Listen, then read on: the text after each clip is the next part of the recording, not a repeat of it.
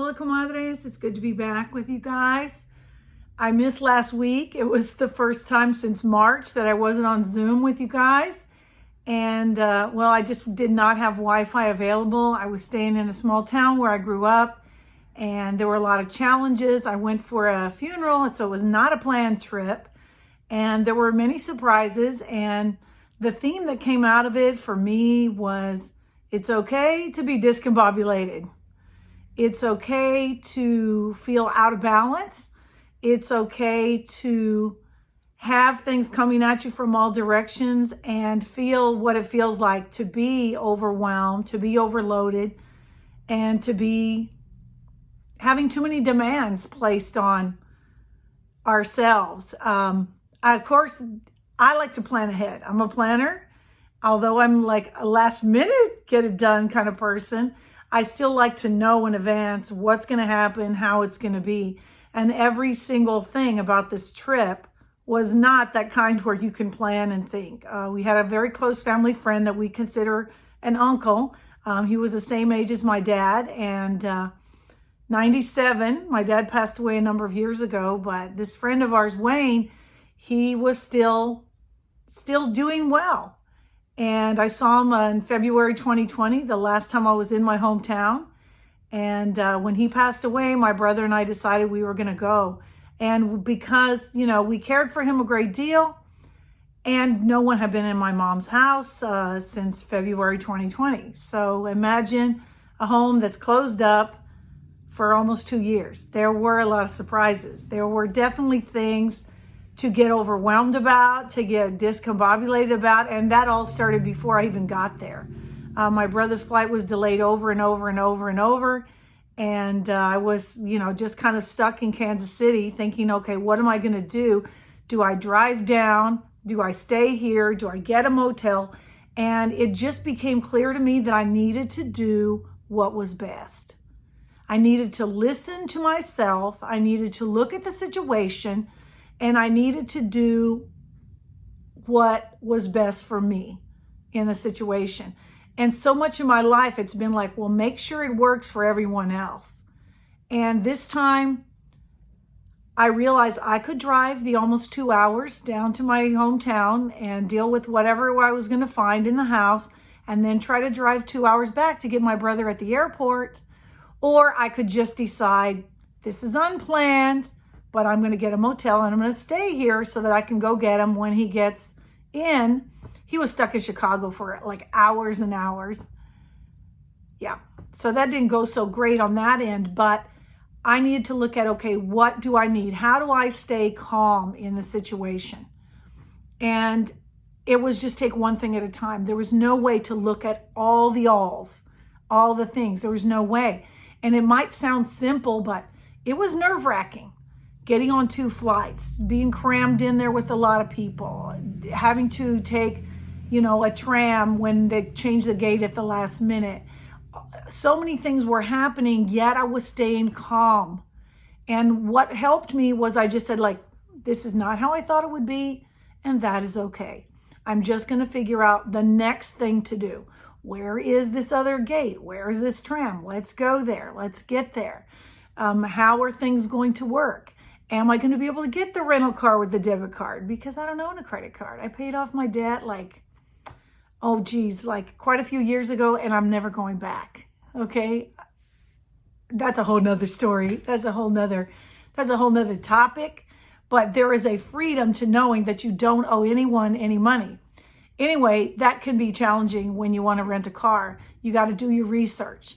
So I get to Dollar Rental, and I knew that they were going to put a hold on my debit card because that's what they do if you don't have a credit card. And I said, oh, I'm fine with that. I did my research, and they said, wow, ma'am, we're going to give you an upgrade. Probably, maybe, because I was chill, because I was nice. I don't know. I got an upgrade. So that was exciting. Get to the car, and that car wasn't going to work for me. I ended up having to go in and get a different car because alarms were going off in the cars about the tire pressure. And I'm like, wait a minute. I'm not ready to set off on a week of driving this car and having it already in problems. But I just got out of the car, got my bags, went back in.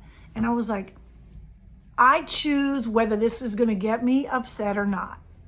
And so that's what helped me along the way, just like looking at, there were things. I had a big credit with American Airlines. It took me all day Sunday to try to get through to them on the phone to use it. Then they canceled it. And I was just like, if it's meant to be, this will work out. If it's meant to be, this will work out. Like, so whether it was the plane, it was my brother getting in, it was getting a motel, it was the rental car, it was getting to my mom's house and finding some very unhappy surprises there. But I was able to just go with what was going and just tell myself. And one day I was like more upset than the other days. And I was just like, it's okay to be discombobulated. I said that out loud a number of times. It's okay to be discombobulated. You know, like it was pouring hard, so hard rain. We went to Walmart to get some things we needed for my mom's house. I bought 2 umbrellas while we're in Walmart, one for my brother, one for me. I bought a rain jacket. And that's how crazy the rain was over there. And when I got into the car, the umbrella, I folded it down and it popped back open. So like we were just like totally wet, even more than we were. And I just had to laugh. I said, this is for today. It's okay to be discombobulated. And sometimes that's going to be every day. You know, there were times when I just felt overwhelmed and I was very sad, but being able to express my feelings, being able to say, you know, I need to step out. This is the amount of time I can do this. I gotta walk out and I gotta breathe some oxygen.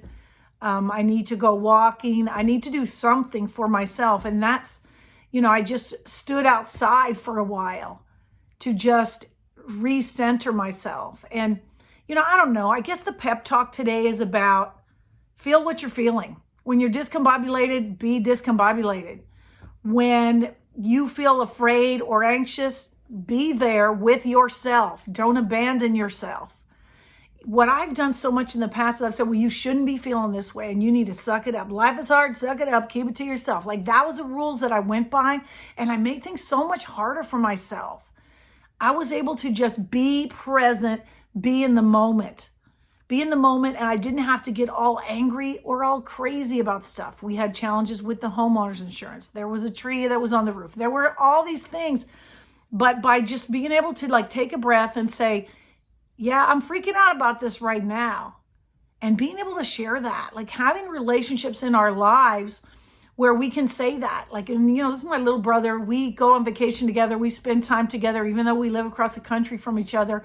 We're very connected. And so it was a blessing to me to have somebody that I was connected to in the situation. But just to say, you know, I'm done for today. It doesn't matter how much more stuff there is to do. Yeah. And before I wouldn't have done that. So what I want to say, comadres, that I know this has been all over the place.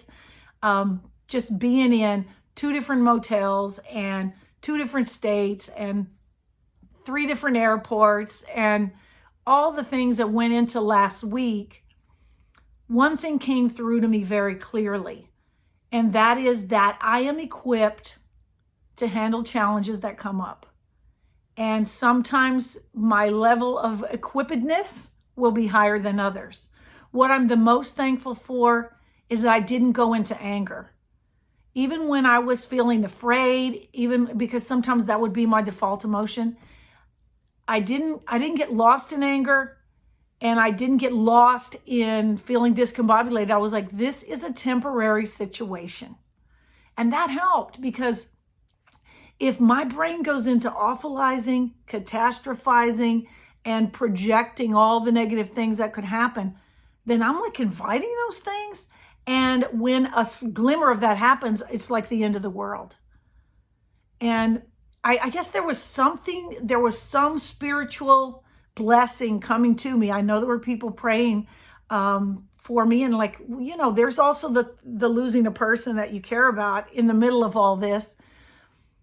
But I felt the prayers, I felt the support, I felt the love, and that really helped me go through what I went through. And it wasn't that terrible and it wasn't that horrible, but I realized that I was able to give myself what I needed, talk about how I was feeling, be discombobulated when I needed to be, not have all the answers, and realize it's okay to ask for help. So that's what I wanted to share with y'all today, comadres. I hope to see you Wednesday on Zoom. I know, I haven't got to see Cheryl yet since I came back, so I'm excited to see her today, and excited to see you guys tomorrow on Zoom. And if you're able to join us, jump on whenever. It'll be 8 p.m. Central to 10 p.m. Central. You can come on at any time. I'll be there for you. And thanks for listening. See you soon. Take care.